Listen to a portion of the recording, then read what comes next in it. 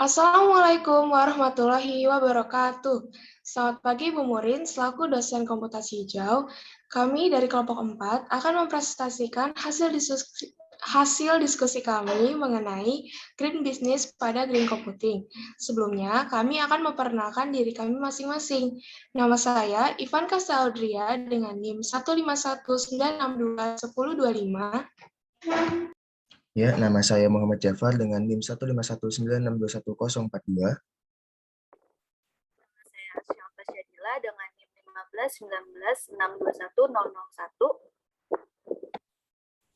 151962101. Nama saya Muhammad Askal Fadli dengan NIM 1519621016.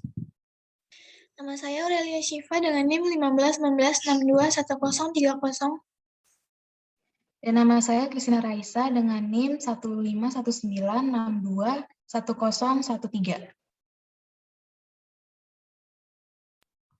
Selamat menyaksikan. Kelompok 4 akan mempresentasikan mengenai komputasi hijau, green business pada green computing.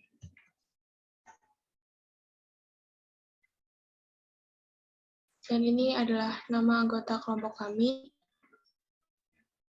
Di sini kami akan membahas konsep dari green business, implementasi, karakteristik, contoh, dan berbagai tipe-tipe dalam green business.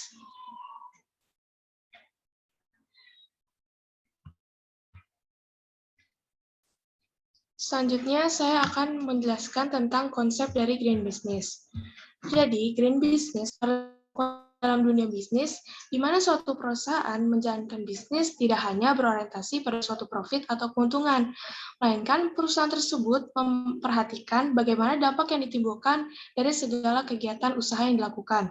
Nah, dampak di sini bukan hanya tentang lingkungan, melainkan juga tentang dampak bagi masyarakat yang berada di sekitar tempat perusahaan tersebut beroperasi, kemudian bagaimana penggunaan sumber daya di dalam perusahaan tersebut, lalu tentang produk-produk yang dihasilkan, dan bagaimana perusahaan tersebut memperlakukan para pekerjanya. Dan banyak cara mengindikasikan sebuah perusahaan telah menerapkan konsep green business di dalamnya, seperti perusahaan tersebut lebih memilih menggunakan sumber energi yang dapat diperbarui dibandingkan menggunakan sumber energi yang berasal dari fosil. Produk-produk yang dihasilkan oleh perusahaan tersebut merupakan produk ramah lingkungan. Lingkungan kantor tempat perusahaan tersebut beroperasi menerapkan konsep green office atau kantor yang didesain untuk berkolaborasi dengan alam sekitar, sehingga kantor tersebut lebih ramah dalam berinteraksi dengan sekitar. Jadi, konsep dalam green business menggunakan triple bottom line, yakni economic sustainability atau profit, ecological sustainability atau planet, dan social cultural sustainability, people, atau including human rights. Jadi, profit bukanlah tujuan utama, melainkan hanya konsekuensi logis dari green business tersebut. Selanjutnya, implementasi akan dijelaskan oleh Jafar. Oke, selanjutnya saya akan menjelaskan tentang implementasi. Jadi, implementasinya green business itu berkonsentrasi pada produk-produk dan juga jasa yang ramah lingkungan, dengan menggunakan produk-produk organik dan menghindari bahan berbau plastik. Nah, terus juga produk organik itu juga bahan bakunya tidak mengandung pupuk kimia, jadi pakainya tuh pupuk-pupuk berasal dari budidaya sendiri. Cuma juga kan kalau misalkan juga produknya walaupun dia alami tapi pupuknya kimia. Nah, terus juga nggak dipanen tuh dengan cara tidak merusak alam gitu ya. Kan ada juga tuh yang kalau panen secara besar-besaran, jadi polusinya kemana-mana, itu juga percuma aja gitu. Jadi ya panennya secara benar, nggak merusak alam. Nah, terus juga proses produksinya pun harus terhindar dari bahan kimia. Ya tadi itu pupuk gitu-gitunya. Atau ya secara produksinya juga dia tetap dijaga lah ke alamiahnya gitu. Juga tidak menghasilkan limbah teknologi yang tidak ramah lingkungan, sejalan dengan environmental management system begitu. Oke, bisa lanjut untuk ke subjek 3.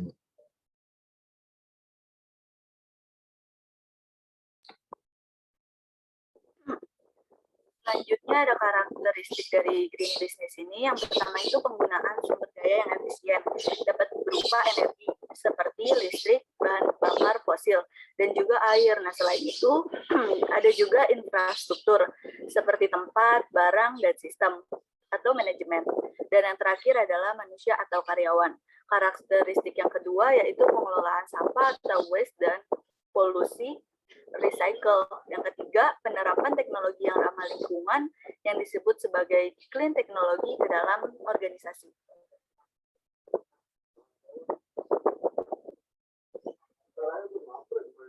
Nah, berikutnya ini adalah contoh perusahaan yang menerapkan green business di Indonesia. Yang pertama ada Squeeze Center.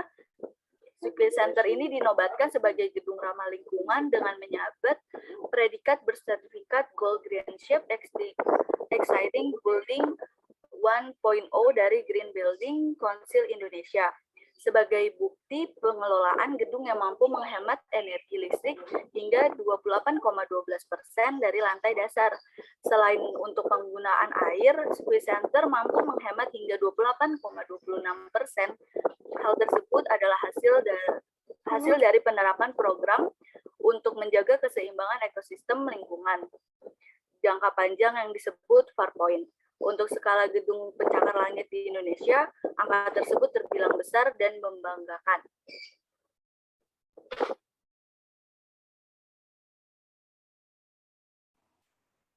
Oke, contoh yang kedua yaitu ada Menara BCA. Menara BCA tidak hanya mendapat sanjungan sebagai gedung tertinggi di Indonesia, tapi juga menjadi gedung ramah lingkungan terbaik, menjadi yang terbaik yang mendapat sertifikat Green Shape IB Platinum oleh Green Building Council Indonesia.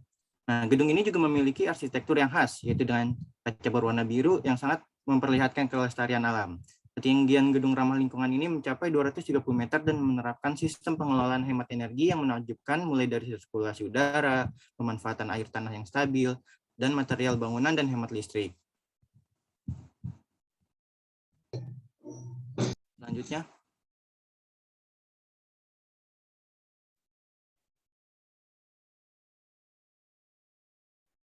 Nah, di contoh selanjutnya yaitu ada gedung dari Sampurna Strategic Square. Nah, Sampurna Strategic Square sendiri berdiri sejak tahun 1996. Dengan bangunan Twin Tower, ini telah menjadi ikon kota Jakarta.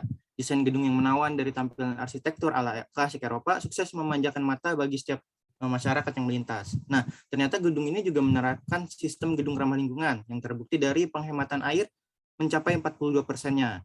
Bahkan gedung ini begitu memaksimalkan manajemen lingkungan untuk memperlihatkan penggunaan energi dengan efisiensi.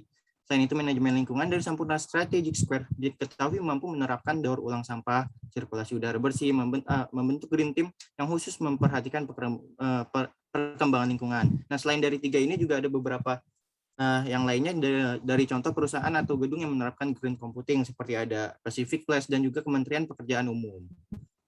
Boleh di slide berikutnya.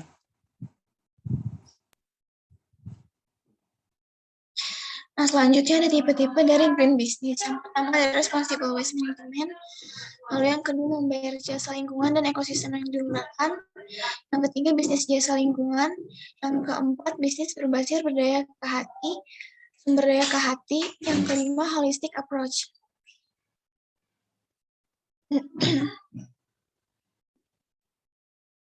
Tipe yang pertama responsible waste manager. Dia itu menerapkan recycle atau menarik bungkus atau kemasan ke dalam perusahaan dan mengelolanya. Kemudian memperpanjang rantai dan menerapkan ragam utilasi bahan. Lalu mengelola limbah dan mengeluarkan atau membuang setelah memenuhi tingkat keamanan. Contohnya menjaga pencemaran lahan, air, dan udara.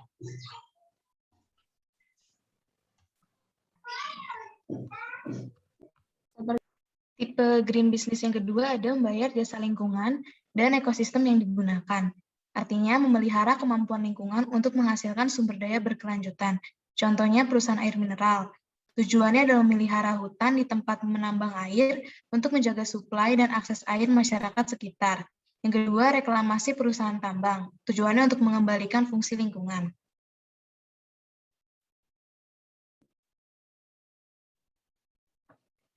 Kemudian, tipe bisnis yang ketiga, ada bisnis jasa lingkungan. atau ekoturism, waste management, contohnya biofertilizer dan bioenergi. Yang ketiga ada bisnis sumber daya ke hati, contohnya itu ada jamu, obat-obatan herbal, kosmetik alam, dan pengembangan materi baru dari biodiversity.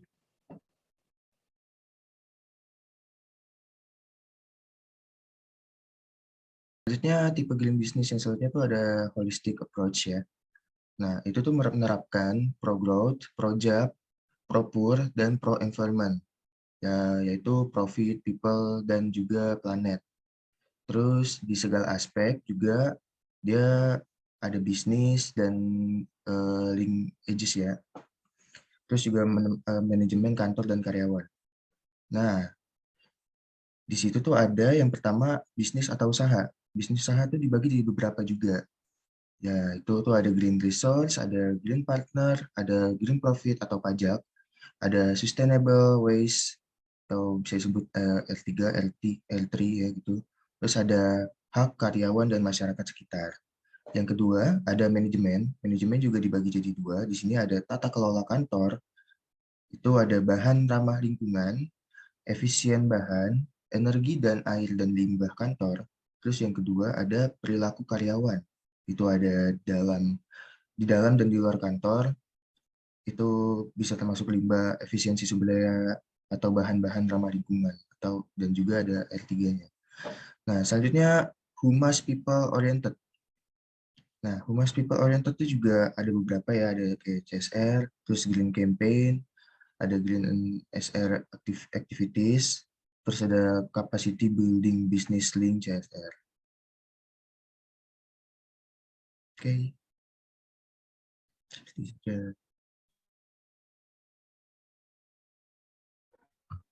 Sekian presentasi dari kelompok kami, kurang lebihnya mohon maaf. Terima kasih.